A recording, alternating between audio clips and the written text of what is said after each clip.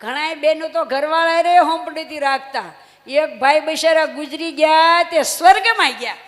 સ્વર્ગમાં તો ઘણું સુખ હોય ને, તે ત્યાં અહીંથી પેપર, ગુજરાત સમાચાર પેપર જાતા હશે, સ્વર્ગમાં કદાચ જાતા હોય સંદેશ.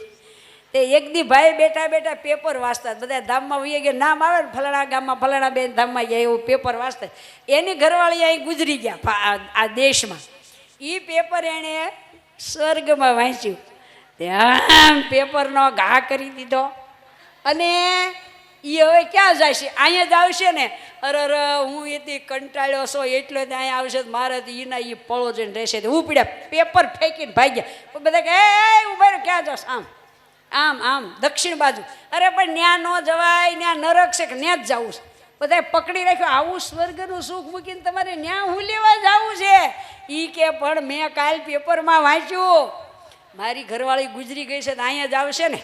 તો એનથી એવો કંટાળ્યો છે, એવો કંટાળો, નરકમાં સારું, પણ મારે અહીં રહેવું નથી. આવે તો એની ભેગું મારે નથી રહેવું.